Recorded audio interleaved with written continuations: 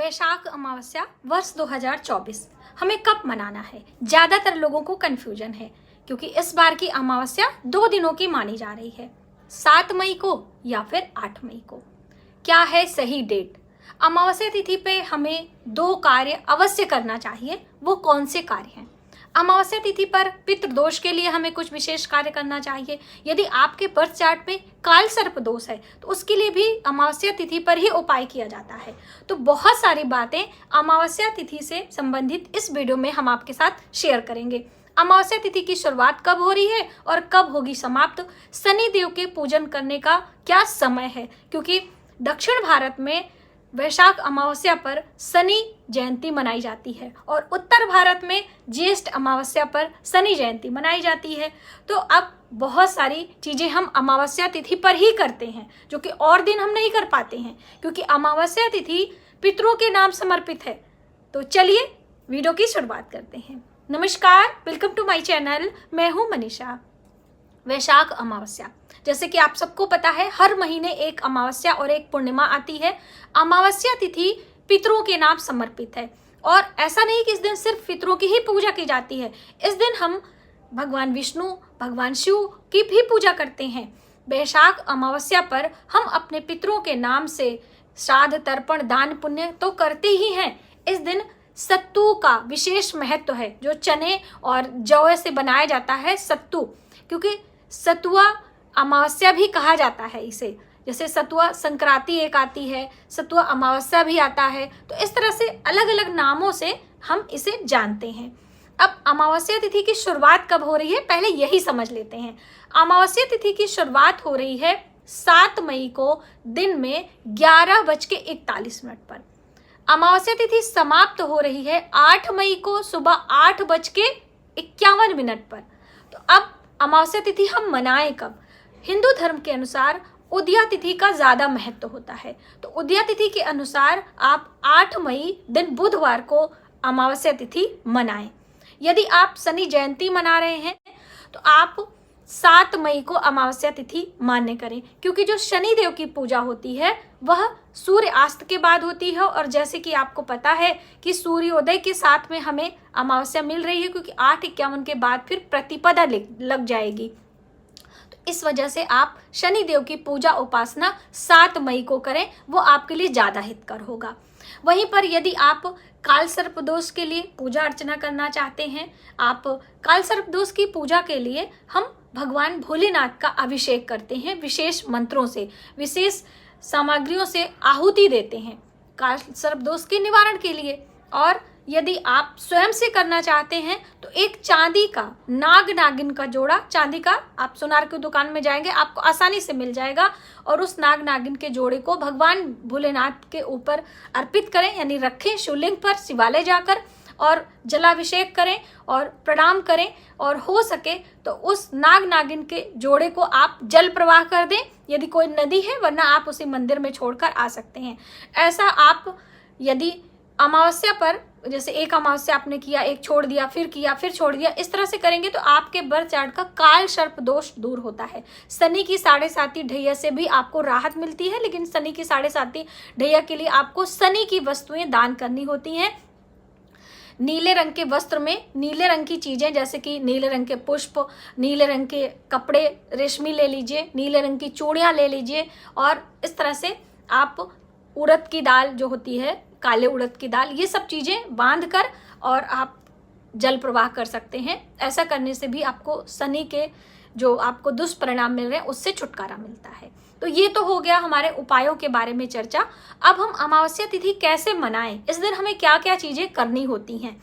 तो देखिए, अमावस्या तिथि आप जब भी मनाएं, लेकिन स्नान आपको पवित्र नदियों में ही करना है। आप 7 को या फिर 8 को मना रहे हैं तो आप सुबह सवेरे स्नान 8 को करेंगे तो ज़्यादा अच्छा होगा, क्योंकि स्नान और दान का ज़्यादा महत्व होता है।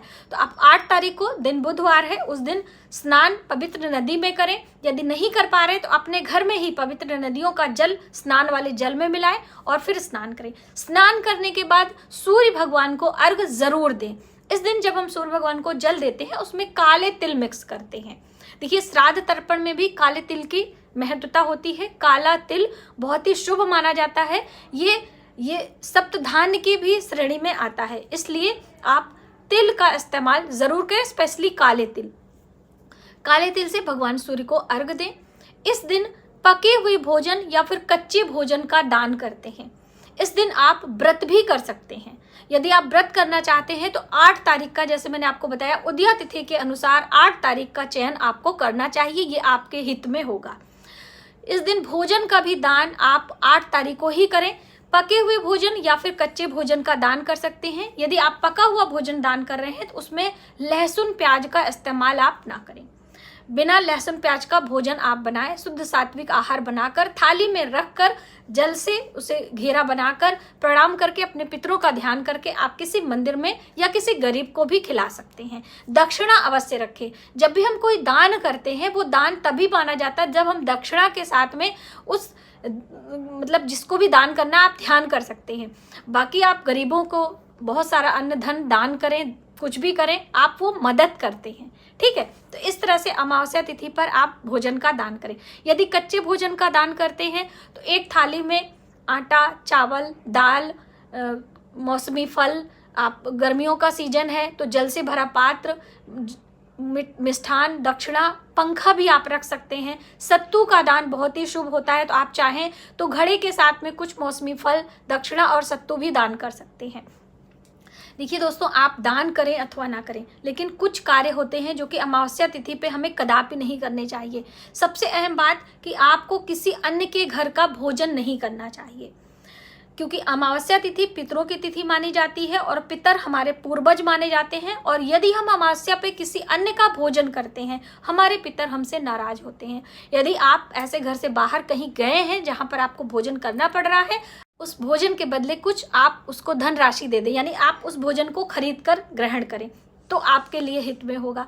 अमावस्या तिथि पर कोई शुभ कार्य नहीं करते हैं। शुभ कहने का अर्थ है कि कोई बड़ा इन्वेस्टमेंट नहीं करते हैं। कोई आपको अपने बच्चों के लिए कोई वस्त्र है, कुछ भी है, बेसिक जो भी सामग्री होती है वो हमें नहीं लेनी होती। अमावस्या तिथि पर आप अपने घर से कबाड़ निकाल सकते हैं, आप अपनी टूटी फूटी चीज़ों को हटा सकते हैं। अमावस्या तिथि पर आप अपने चप्पल को फेंक सकते हैं, यानी घर से हटाने वाली चीज़ें हम कार्य करते हैं।